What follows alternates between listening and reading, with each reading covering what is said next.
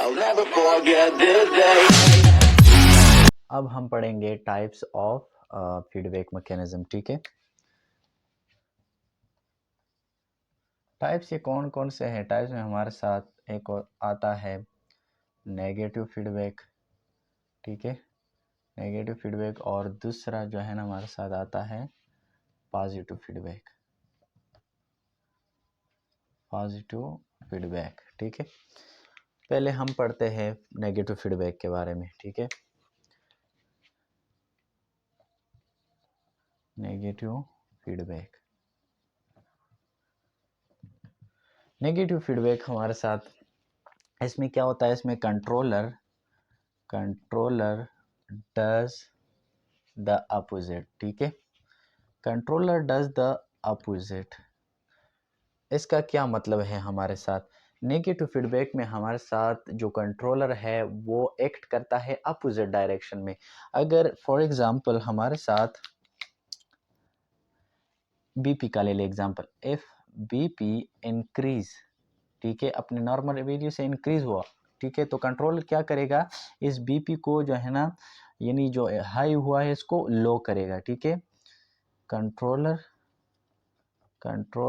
Will decrease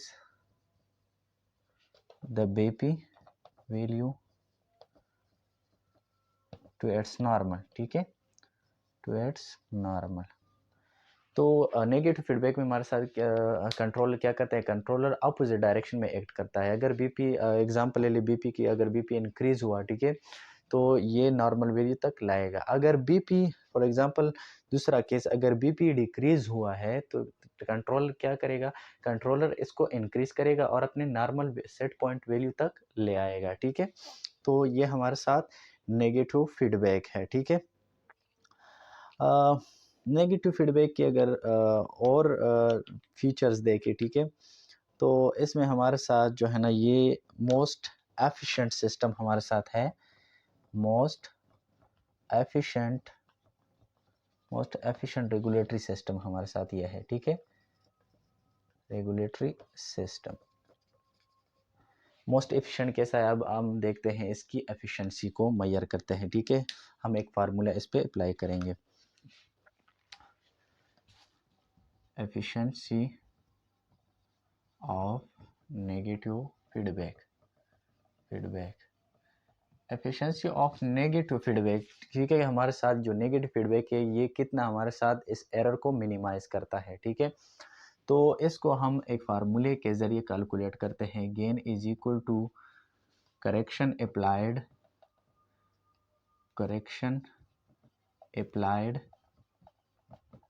divide by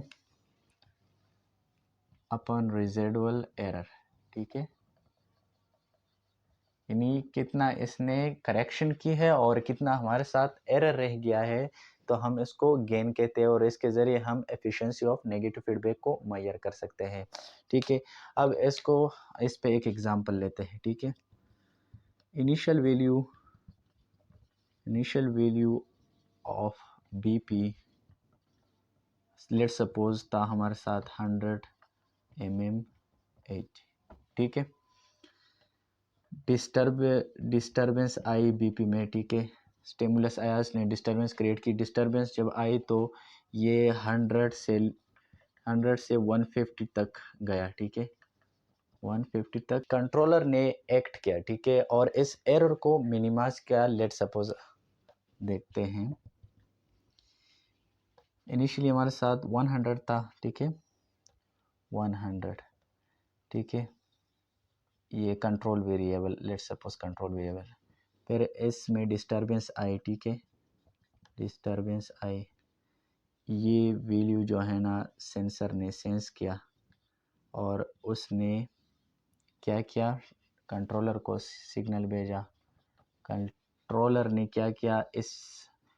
इस change को detect किया और इसको सेट पॉइंट तक लाने की, इसकी वैल्यू लाने की कोशिश की। ठीक है, और कंट्रोलर ने इसको लाया इधर कितने तक?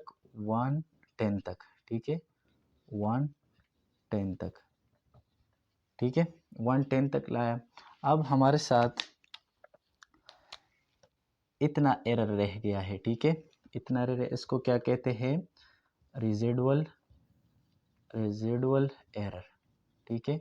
और इसको हम क्या कहते हैं, करेक्शन अप्लाइड, यानी कंट्रोलर ने हमारे साथ जो बीपी शूट हुआ था, डिस्टरबेंस आई थी 150 तक वैल्यू आ गया था, mmH 150 तक जो वैल्यू आया था वो सेंसर ने डिटेक्ट किया और कंट्रोलर को सिग्नल भेजा। कंट्रोलर ने ये 150 जो है ना 110 तक लाया, कंट्रोलर ने इसको इतना करेक्ट किया, ठीक है।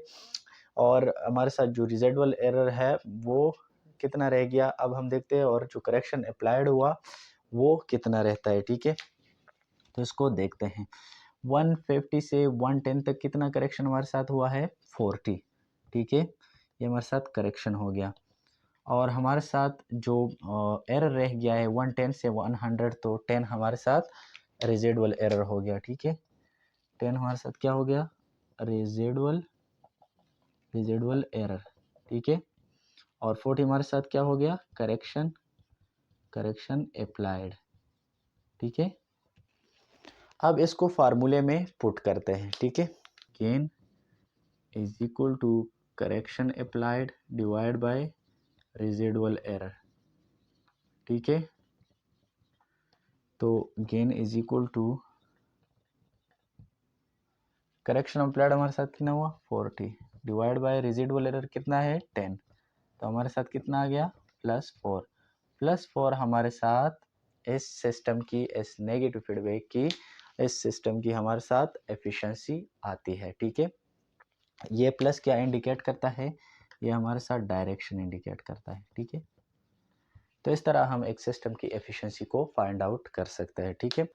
अब 2-3 पॉइंट इसमें रहते हैं। पहला नंबर पे हमारे साथ gain value more system will be more efficient, ठीक है, जितना गेन वैल्यू ज़्यादा होगा उतना सिस्टम एफिशिएंट होगा, क्योंकि हमारे साथ जो रेजिडुअल एरर है वो कम होगा, जो एरर रहता है वो कम होगा, और जो करेक्शन अप्लाइड है, जो करेक्शन होती है वो ज़्यादा होगी, तो सिस्टम हमारे साथ मोर एफिशिएंट होगा।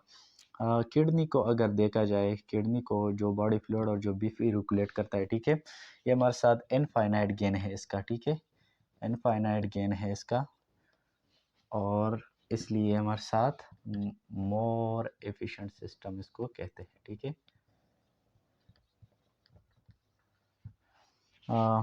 थर्मो रेगुलेशन जो है ये भी हमारे साथ मोर एफिशिएंट सिस्टम है, इसकी जो गेन वैल्यू है 34 to 36 है, ठीक है।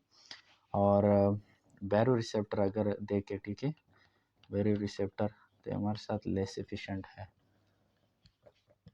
लो गेन वैल्यू। तो ये तो था हमारे साथ एफिशिएंसी ऑफ नेगेटिव फीडबैक या सिस्टम।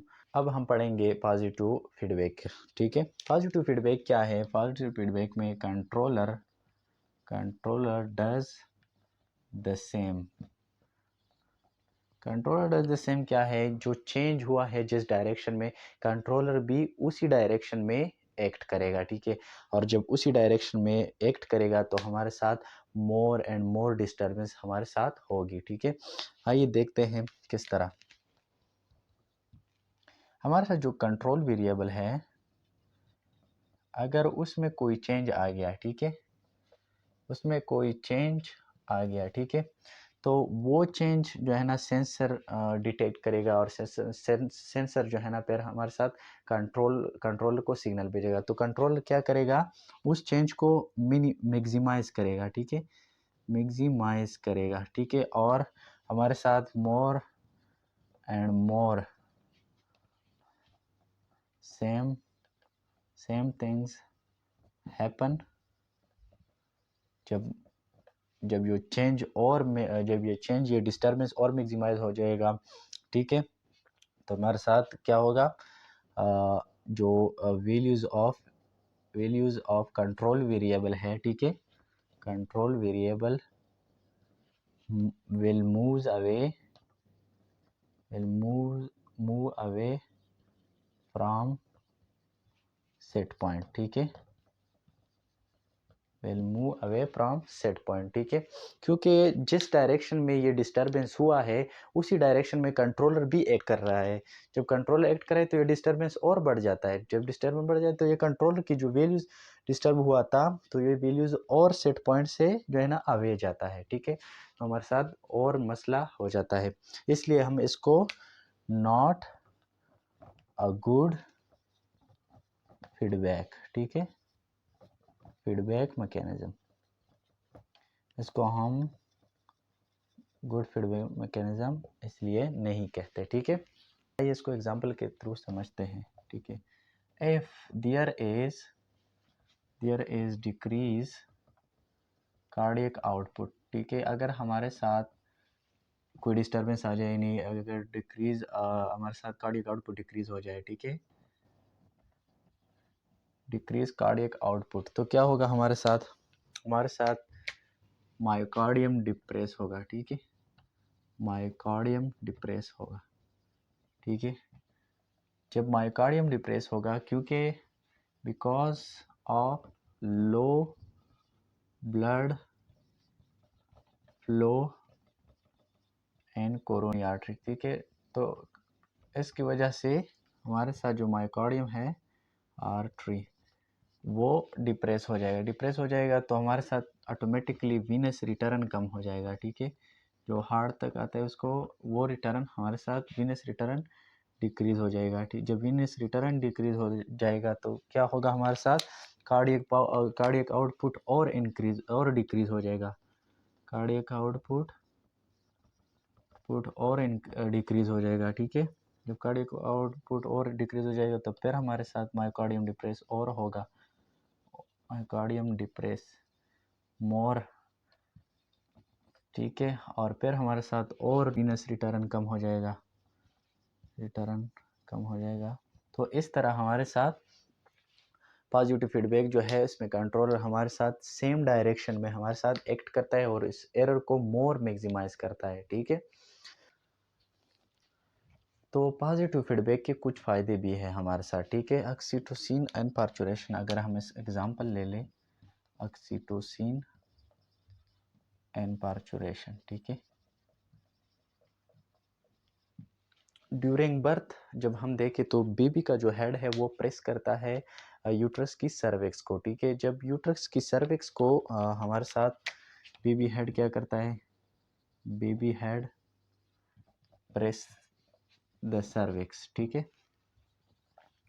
जब सर्विक्स हमारे साथ प्रेस हो जाता है तो हमारे साथ सिग्नल जाते हैं कहाँ, signal goes to posterior pituitary, ठीक है, पोस्टीरियर पिट्यूटरी,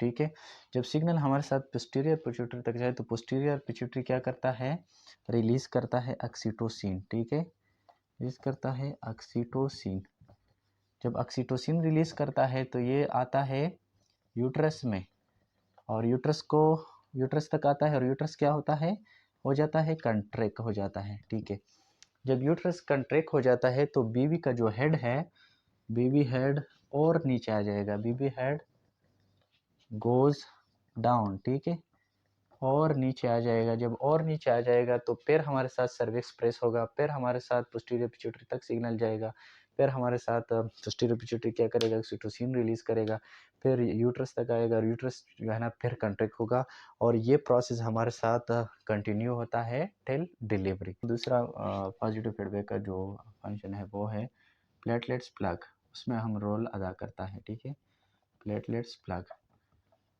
फर्ज करें हमारे साथ एक वेजल, ये ब्लड वेजल है और इसमें हमारे साथ एक इंजरी होती है, ठीक है, ब्लड फ्लो इसमें आता है लेकिन यहाँ पे हमारे साथ इंजरी हो जाती है तो हमारे साथ ब्लड लॉस हो रहा होता है, ठीक है, ब्लड हमारे साथ लॉस हो रहा है, तो पॉजिटिव फीडबैक क्या करता है, हमारे साथ यहाँ पे इस इंजर्ड जगह पे हमारे साथ क्या आ जाता है, प्लेटलेट्स आ जाता है, ठीक है, और यहाँ पे एडहियर हो जाता है, ठीक है, चिपका हो जाता है यहाँ पे, फिर ये जो प्लेटलेट्स है ये क्या करता है, ये सर्टन केमिकल्स रिलीज करते हैं और सर्टन केमिकल रिलीज के ज़रिए फिर हमारे साथ और प्लेटलेट्स आ जाते हैं और यहाँ पे एक्युमुलेट हो जाता है, फिर हमारे साथ ये सर्टन केमिकल रिलीज़ करता है, फिर प्लेटलेट्स आ जाते हैं और यहाँ पे हमारे साथ जो इंजरी हुआ है उसको जो है ना, जो ब्लड लॉस हो रहा होता है उसको वो स्टॉप करते हैं, ठीक है। तो ये पॉजिटिव फीडबैक के थ्रू होता है, ठीक है। अब पॉजिटिव फीडबैक में ये पॉइंट याद रखना कि always positive feedback and on negative feedback, ठीक है। पॉजिटिव फीडबैक ही इस नेगेटिव फीडबैक का एक पार्ट है, ठीक है। इसके लिए इसका नेगेटिव फीडबैक का हेल्प करते हैं, क्योंकि नेगेटिव फीडबैक में हमने पढ़ा था कि कंट्रोलर डज द अपोजिट, यानी कंट्रोलर अपोजिट एक्शन करता है। हमारे साथ ब्लड लॉस हो रहा है, ठीक है, तो कंट्रोलर क्या करेगा, इस ब्लड लॉस को मिनिमाइज करेगा। और ब्लड लॉस किसके ज़रिए मिनिमाइज हो रहा है पॉजिटिव फीडबैक के थ्रू, क्योंकि ये प्लेटलेट्स यहाँ पे आते हैं और इस ब्लड को, जो ब्लड लॉस हो रहा होता है, इसको स्टॉप कर रहा है, ठीक है। तो ये जो पॉजिटिव फीडबैक होगा ये हमेशा एंड होगा नेगेटिव फीडबैक पे, क्योंकि ये तो सारी लाइफ ये तो प्लेटलेट्स नहीं बनते, यहाँ पे एक्यूमुलेट नहीं होते, फिर तो क्लॉट बन जाएंगे हमारे साथ। तो इस वजह से जो पॉजिटिव फीडबैक है वो नेगेटिव फीडबैक पे एंड होता है, ठीक है। तो ये थे कुछ points positive feedback negative feedback में जो हमने पढ़े आज।